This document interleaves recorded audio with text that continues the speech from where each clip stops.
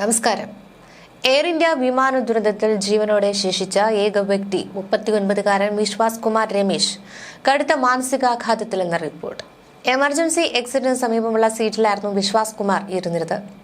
വിമാനത്തിലുണ്ടായിരുന്ന 242 പേരിൽ 241 പേരുടെ മരണത്തിനിടയാക്കിയ കത്തിയമർന്ന വിമാനത്തിന്റെ അവശിഷ്ടങ്ങൾക്കിടയിൽ നിന്ന് വിശ്വാസ് രക്ഷപ്പെട്ട് നടന്നു വരുന്നതിന്റെ ദൃശ്യങ്ങൾ ഏറെ വൈറലായിരുന്നു. വിമാനത്തിലുണ്ടായിരുന്ന അദ്ദേഹത്തിന്റെ സഹോദരൻ അജയ് കുമാറും മരിച്ചവരിൽ ഉൾപ്പെടുന്നു. ഇന്ത്യയിലെ പ്രാഥമിക ചികിത്സയ്ക്ക് ശേഷം സെപ്റ്റംബർ 15-ന് UK തിരിച്ചെത്തി എങ്കിലും തനിക്ക് ഇതുവരെ NHS വഴി മാനസികാരോഗ്യ ചികിത്സ ലഭിച്ചിട്ടില്ലെന്ന് അദ്ദേഹം പറയുന്നു. ഇന്ന് ലോകത്ത് ജീവിച്ചിരിക്കുന്നവരിൽ ഏറ്റവും ഭാഗ്യവാനായ മനുഷ്യനാണ് ഞാൻ. പക്ഷേ ശാരീരികമായും മാനസികമായും ഏറെ കഷ്ടപ്പെടുകയാണ് എന്നാണ് വിശ്വാസ് കുമാർ പറയുന്നത്.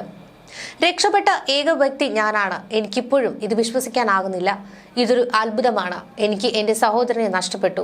സഹോദരനായിരുന്നു എനിക്ക് താങ്ങായി ഉണ്ടായിരുന്നത്. എനിക്ക് എല്ലാം അവനായിരുന്നു. കുറച്ചു കാലമായിട്ട് ദുരനുഭവം തന്റെ കുടുംബജീവിതത്തിൽ ഉണ്ടാക്കിയ കനത്ത ആഘാതത്തെക്കുറിച്ച് അദ്ദേഹം വിവരിച്ചു. ഇപ്പോൾ ഞാൻ തനിച്ചാണ്. ഭാര്യയോടോ മകനോടോ സംസാരിക്കാതെ ഞാൻ എന്റെ മുറിയിൽ ഒറ്റയ്ക്കിരിക്കുകയാണ്. വീട്ടിൽ തനിച്ചിരിക്കുവാനാണ് എനിക്കിപ്പോൾ ഇഷ്ടം. മറ്റുള്ളവരുമായി തനിക്ക് സംസാരിക്കാൻ കഴിയുന്നില്ല. രാത്രി മുഴുവൻ ചിന്തിച്ചുകൊണ്ടിരിക്കുകയാണ്. താൻ മാനസികമായി കഷ്ടപ്പെടുകയാണെന്നും അദ്ദേഹം പറഞ്ഞു. തന്റെ കാലിനും തോളിനും കാൽമുട്ടിനും പുറത്ത് വേദനയുണ്ടെന്നും ദുരന്തത്തിന് ശേഷം ജോലി ചെയ്യുവാനോ വാഹനം ഓടിക്കുവാനോ കഴിഞ്ഞിട്ടില്ലെന്നും അദ്ദേഹം പറയുന്നു. ഇന്ത്യയിൽ ആശുപത്രിയിൽ ചികിത്സയിലായിരുന്നപ്പോൾ വിശ്വാസ് കുമാറിന് പോസ്റ്റ് ട്രോമാറ്റിക് സ്ട്രെസ് ഡിസോർഡർ ഉണ്ടെന്ന് കണ്ടെത്തിയിരുന്നു. എന്നാൽ UK തിരിച്ചെത്തിയ ശേഷം അദ്ദേഹത്തിന് ചികിത്സയൊന്നും ലഭിച്ചിട്ടില്ലെന്നാണ് വിശ്വാസ് കുമാറുമായി ബന്ധപ്പെട്ടവർ BBC-യോട് പങ്കുവച്ചത്. അവർ മാനസികമായും ശാരീരികമായും സാമ്പത്തികമായും പ്രതിസന്ധിയിലാണ്. ഇത് അദ്ദേഹത്തിന്റെ കുടുംബത്തെ തകർത്തു. ഉന്നത തലത്തിൽ ഉത്തരവാദിത്തപ്പെട്ടവർ ആരായാലും അവർ ഈ ദാരുണമായ സംഭവത്തിലെ ഇരകളെ നേരിൽ കാണുകയും അവരുടെ ആവശ്യങ്ങൾ മനസ്സിലാക്കുകയും അവരെ കേൾക്കുകയും വേണം എന്ന് അവർ പറയുന്നു. എയർ ഇന്ത്യ വിശ്വാസ് കുമാറിന് 21,500 പൗണ്ട്, അതായത് 25 ലക്ഷം രൂപയോളം ഇടക്കാല നഷ്ടപരിഹാരം വാഗ്ദാനം ചെയ്യുകയും അത് അദ്ദേഹത്തിന് സ്വീകരിക്കുകയും ഒക്കെ ചെയ്തിട്ടുണ്ട്. എന്നാൽ അദ്ദേഹത്തിന്റെ അടിയന്തര ആവശ്യങ്ങൾ നിറവേറ്റാൻ ഇത് പര്യാപ്തമല്ല. വിശ്വാസ് കുമാറുമായി ബന്ധപ്പെട്ടവരെ ഉദ്ധരിച്ച BBC-യാണ് ഇത് റിപ്പോർട്ട് ചെയ്തത്. ദ്വീപിൽ സഹോദരനൊപ്പം നടത്തിയിരുന്ന കുടുംബത്തിന്റെ മത്സ്യബന്ധന ബിസിനസ്സും ദുരന്തത്തിന് ശേഷം തകർന്നു. ദുരന്തത്തിന് ശേഷം തങ്ങൾ 3 തവണ എയർ ഇന്ത്യ യോഗത്തിനായി ക്ഷണിച്ചുവെന്നും എന്നാൽ 3 തവണയും അവർ അവഗണിക്കുകയാണ് ചെയ്തതെന്നും കുടുംബത്തിന്റെ വക്താവ് പറഞ്ഞു. വിമാനത്തിന്റെ ഫ്യൂസ്ലേജിലെ ദ്വാരത്തിലൂടെയാണ് താൻ രക്ഷപ്പെട്ടതെന്നും രമേശ് പറയുന്നുണ്ട്. കാലിലും തോളിലും കാൽമുട്ടിലും പുറത്തും തുടർച്ചയായ വേദന കാരണം ജോലി ചെയ്യുവാനോ വാഹനം ഓടിക്കുവാനോ കഴിയുന്നില്ലെന്നും അദ്ദേഹം കൂട്ടിച്ചേർത്തു. അഹമ്മദാബാദിലെ ജനവാസ മേഖലയിൽ ജൂൺ 12-ന് ഉച്ചയോടെയായിരുന്നു ഈ അപകടം.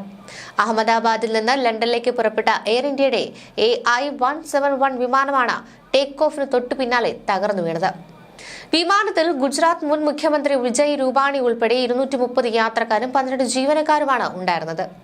അപകടത്തിൽ അതിജീവിച്ച വ്യക്തിയോടുള്ള തങ്ങളുടെ ഉത്തരവാദിത്തത്തെക്കുറിച്ച് ബോധവാന്മാരാണെന്നും ഇടക്കാല സാമ്പത്തിക ലോജിസ്റ്റിക്കൽ പിന്തുണ നൽകിയിട്ടുണ്ടെന്നും എയർ ഇന്ത്യ അറിയിച്ചു. ദുരന്തബാധിതരായ കുടുംബങ്ങളെ അനുശോചനം അറിയിക്കുവാൻ ടാറ്റ ഗ്രൂപ്പിലെ മുതിർന്ന നേതാക്കൾ സന്ദർശനം തുടരുന്നുണ്ട്. വിശ്വാസിന്റെ പ്രതിനിധികളുമായി ഒരു കൂടിക്കാഴ്ച ക്രമീകരിക്കാമെന്ന് വാഗ്ദാനം ചെയ്തിട്ടുണ്ട്. ഒരു നല്ല പ്രതികരണം ലഭിക്കുമെന്ന് പ്രതീക്ഷിക്കുന്നുവെന്നും എയർലൈൻ വ്യക്തമാക്കി. അന്തിമ അന്വേഷണ റിപ്പോർട്ട് വരുന്നതുവരെ അപകടത്തിൽപ്പെട്ട 95% കുടുംബങ്ങൾക്കും ഇടക്കാല പേയ്മെന്റുകൾ ലഭിച്ചതായി വിമാന കമ്പനി അറിയിച്ചു. അദ്ദേഹത്തിനുള്ള പരിചരണത്തിനും ദുരന്തം ബാധിച്ച എല്ലാ കുടുംബങ്ങൾക്കുമുള്ള പരിചരണത്തിനും വലിയ മുൻഗണന നൽകുന്നുണ്ടെന്നും എയർലൈൻ പ്രസ്താവനയിൽ കൂട്ടിച്ചേർത്തു. ലണ്ടൻ ഗാറ്റ്വിക് ലക്ഷ്യമാക്കി പോവുകയായിരുന്ന ബോയിംഗ് 787-8 ഡ്രീം ലൈനറിലെ 11A സീറ്റിലായിരുന്നു വിശ്വാസ് കുമാർ ഇരുന്നത്. അഹമ്മദാബാദിലെ സർദാർ വല്ലഭായ് പട്ടേൽ അന്താരാഷ്ട്ര വിമാനത്താവളത്തിൽ നിന്ന് ടേക്ക് ഓഫ് ചെയ്തതിന് പിന്നാലെയാണ് ഈ വിമാനം തകർന്നത്.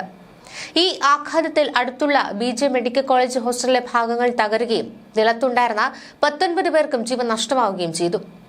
ഇന്ത്യയുടെ എയർക്രാഫ്റ്റ് ആക്സിഡന്റ് ഇൻവെസ്റ്റിഗേഷൻ ബ്യൂറോയുടെ പ്രാഥമിക റിപ്പോർട്ട് അനുസരിച്ച് ടേക്ക് ഓഫിന് ശേഷം നിമിഷങ്ങൾക്കകം എഞ്ചിനുകളിലേക്കുള്ള ഇന്ധന വിതരണം നിലച്ചു. ഇതാണ് ദുരന്തകരമായ തകർച്ചയിലേക്ക് നയിച്ചതെന്നാണ് വ്യക്തമാക്കുന്നത്.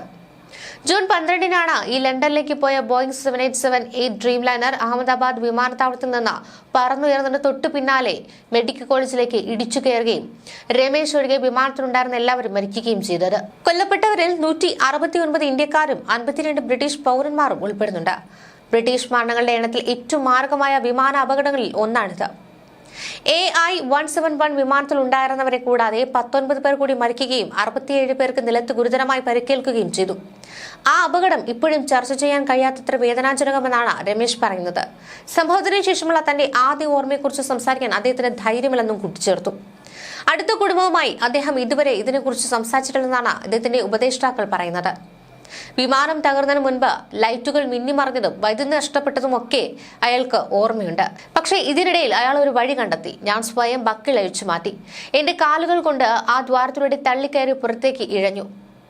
പുറത്തേക്ക് പോകുമ്പോൾ രമേശ് കണ്ടത് ഇപ്പോഴും അവനെ വേട്ടയാടുന്നുണ്ട്. ചുറ്റും മൃതദേഹങ്ങൾ, അവശിഷ്ടങ്ങൾക്കിടയിൽ കുടുങ്ങിക്കിടക്കുന്ന യാത്രക്കാരും ജീവനക്കാരും, തീജ്വാലകൾ കത്തിക്കരിഞ്ഞ നിലയിൽ. രമേശിന്റെ അഭിപ്രായത്തിൽ അപകടത്തിൽ നിന്ന് രക്ഷപ്പെടുന്നതിനുള്ള വില താങ്ങാനാകാത്തതാണ്. ദൈവം എനിക്ക് ജീവൻ നൽകി, പക്ഷെ എല്ലാ സന്തോഷവും എടുത്തു കളഞ്ഞു. എനിക്ക് എന്റെ സഹോദരനെ നഷ്ടപ്പെട്ടു. എന്റെ കുടുംബം പൂർണ്ണമായും തകർന്നു. സഹോദരന്റെ വിയോഗം രമേശിന് ഒരു പുതിയ ജീവിതത്തിലേക്ക് കാലെടുത്ത് വെക്കുന്നത് പോലെയായിരുന്നു. സഹോദരൻ എനിക്ക് എല്ലാമായിരുന്നു, എന്റെ നട്ടെല്ല് പോലെയാണ്. എന്നിട്ടും അവൻ ഇനി ഇല്ലെന്ന് എനിക്ക് വിശ്വസിക്കാൻ കഴിയുന്നില്ല എന്നാണ് രമേശ് പറഞ്ഞത്. രമേശും സഹോദരനും തങ്ങളുടെ മുഴുവൻ സമ്പാദ്യവും ഇന്ത്യയിലെ ഒരു മത്സ്യബന്ധന സംരംഭത്തിൽ നിക്ഷേപിക്കുകയും പലപ്പോഴും UK നിന്ന് അങ്ങോട്ടും ഇങ്ങോട്ടുമൊക്കെ യാത്ര ചെയ്യുകയൊക്കെ ചെയ്തിരുന്നു. ജൂൺ 12 ഈ ഒരു തകർച്ചയ്ക്ക് ശേഷം ബിസിനസ് നിലച്ചു. UK ഇന്ത്യയിലുമുള്ള അവരുടെ 2 കുടുംബങ്ങൾക്കും വരുമാനമാർഗം ഇല്ലാതെയായി. ഇതൊരു സാമ്പത്തിക നഷ്ടം മാത്രമല്ല, ഒരു അസ്തിത്വ പ്രതിസന്ധി കൂടിയാണ്. ബ്രിട്ടീഷ് പൗരനായ വിശ്വാസ് കുമാർ രമേശും സഹോദരനായ 45-കാരൻ അജയ് കുമാർ രമേശും അപകടത്തിന് ഏതാനും ദിവസങ്ങൾക്ക് മുൻപാണ് ഇന്ത്യയിലേക്ക് എത്തിയത്. തുടർന്ന് തിരികെ ബ്രിട്ടനിലേക്ക് മടങ്ങുന്നതിനിടെയായിരുന്നു ദാരുണമായ അപകടം. ടേക്ക് ഓഫ് കഴിഞ്ഞ 30 സെക്കൻഡുകൾക്കുള്ളിലാണ് അപകടം സംഭവിച്ചത്. ഞാനും മരിക്കുകയാണെന്നാണ് കരുതിയത്. എന്റെ കൺമുന്നിൽ വെച്ച് ആളുകൾ മരിച്ചു വീഴുകയായിരുന്നു. ഞാൻ എങ്ങനെ അതിജീവിച്ചുവെന്ന് എനിക്ക് തന്നെ വിശ്വസിക്കാൻ കഴിയുന്നില്ല എന്നായിരുന്നു വിശ്വാസ് ആശുപത്രിയിൽ വെച്ച മാധ്യമപ്രവർത്തകരോട് പ്രതികരിച്ചത്. വെളുത്ത ടീഷർട്ട് ധരിച്ചുകൊണ്ടുള്ള വിശ്വാസ് കുമാർ ഇടത് കൈയിൽ മൊബൈൽ ഫോണുമായി അപകട സ്ഥലത്ത് നിന്ന് പുറത്തേക്ക് നടക്കുന്ന വീഡിയോ സമൂഹ മാധ്യമങ്ങളിൽ വലിയ തോതിലാണ് പ്രചരിച്ചത്. നാട്ടുകാർ അദ്ദേഹത്തിന്റെ അടുത്ത് ഓടിയെത്തി ഉടൻ ആശുപത്രിയിലേക്ക് കൊണ്ടുപോവുകയായിരുന്നു. കത്തുന്ന ഹോസ്റ്റൽ കെട്ടിടത്തിന് സമീപമുള്ള ഗേറ്റിലൂടെ ഒരാൾ പുറത്തേക്ക് വരുന്നത് കണ്ടുവെന്നും എന്നാൽ അത് വിമാനത്തിലുണ്ടായിരുന്ന ആളായിരുന്നുവെന്ന് ആദ്യം മനസ്സിലായില്ല എന്നുമാണ് ദൃക്സാക്ഷികൾ പറഞ്ഞത്. അദ്ദേഹത്തെ ആശുപത്രിയിൽ എത്തിക്കുവാനുള്ള ശ്രമങ്ങളെ വിശ്വാസ് കുമാർ ആദ്യം തടഞ്ഞു. തന്റെ സഹോദരൻ തീയിൽ വെന്തുരുകുകയാണെന്നായിരുന്നു അദ്ദേഹം ആവർത്തിച്ചുകൊണ്ടിരുന്നതെന്നും ആംബുലൻസ് സർവീസ് ജീവനക്കാരൻ പ്രതികരിച്ചിരുന്നു. ആശുപത്രിയിലേക്ക് പോകുന്ന വഴിയാണ് താനും ആ വിമാനത്തിൽ ഉണ്ടായിരുന്ന ആളാണെന്ന് വിശ്വാസ് പറഞ്ഞതെന്നും മാധ്യമങ്ങൾ റിപ്പോർട്ട് ചെയ്തതാണ്. ദുരിതങ്ങൾ സംഭവിക്കുന്നത് മനുഷ്യന്റെ നിയന്ത്രണത്തിന് പുറത്താണ്. പക്ഷേ അതിൽ നിന്ന് രക്ഷപ്പെട്ടവർക്കും അവരുടെ കുടുംബങ്ങൾക്ക് ലഭിക്കേണ്ട പരിചരണവും കരുതലും നമ്മുടെ സമൂഹത്തിന്റെ ഉത്തരവാദിത്തമാണ്. അത്തരം ഉത്തരവാദിത്തം ആരും മറക്കാതിരിക്കട്ടെ. ഇതൊരു മനുഷ്യനെ തൊടുന്ന ഒരു കഥയാണ്. ജീവിതം അതിജീവിച്ച മനുഷ്യന്റെ വേദനയുടെ കഥ.